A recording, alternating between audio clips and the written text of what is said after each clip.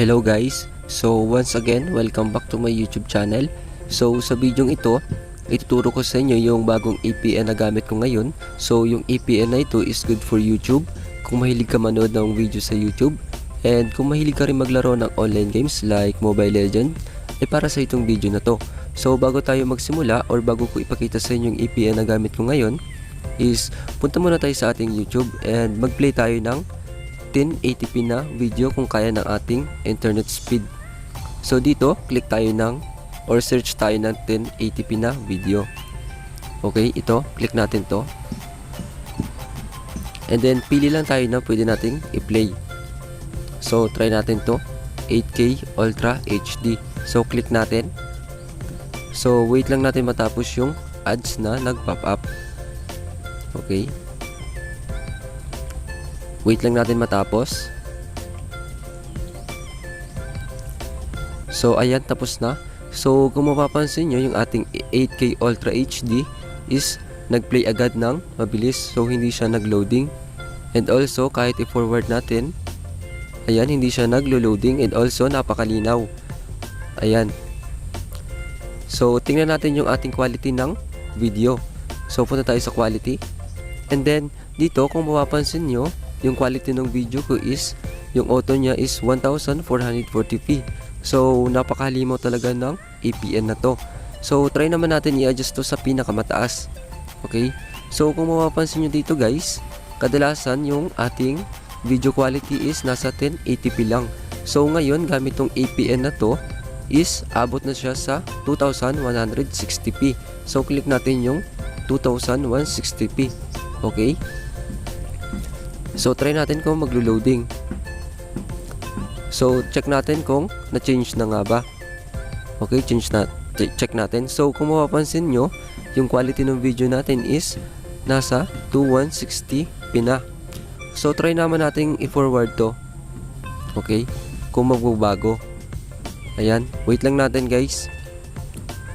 Natural lang na mag-loading yan kasi pinorward natin. So tingnan natin sa ating quality ng video. So kung mapapansin nyo, hindi nagbago yung quality ng video natin, which is nasa 2160p pa din.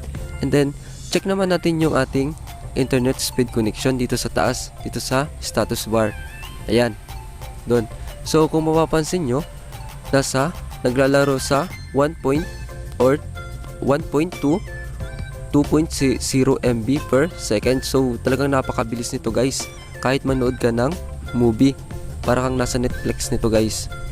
So try natin forward. Ayan. So naglo-loading lang siya ng konti pero bumabalik din kaagad.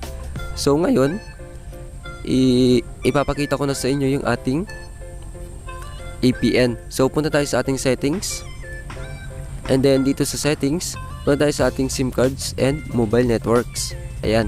Then dito, pili kayo ng SIM 1 or SIM 2 kung alin yung ginagamit nyo pang internet. So yung sa akin is yung Globe, which is SIM 1.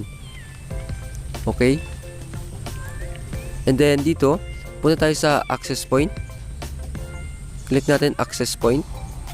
So ito, add lang kayo ng new APN. So ito is tone. So click natin yung tone. So ito, sa name, ang ilalagay nyo is tone. Ayan. Ayan, type nyo na lang or screenshot is tone. And then dito sa APN, lagay nyo fetnet 01 or 01. Fitnet 01. Okay? And then dito sa proxy, wala kayong ilalagay. Then dito sa username, guest. Ayan. Guest. Okay? Then dito sa password, guest lang din ang ilalagay nyo. Okay? Guest. So, yun lang guys. And wala na kayong ibang babaguhin dito. Kung ano yung nakalagay sa inyo is yun lang din. So, yun lang guys. And sana nakatulong tong APN na to.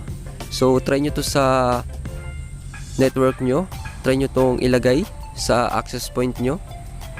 So napakahalimaw nito guys na internet connection, napakabilis and good for gaming.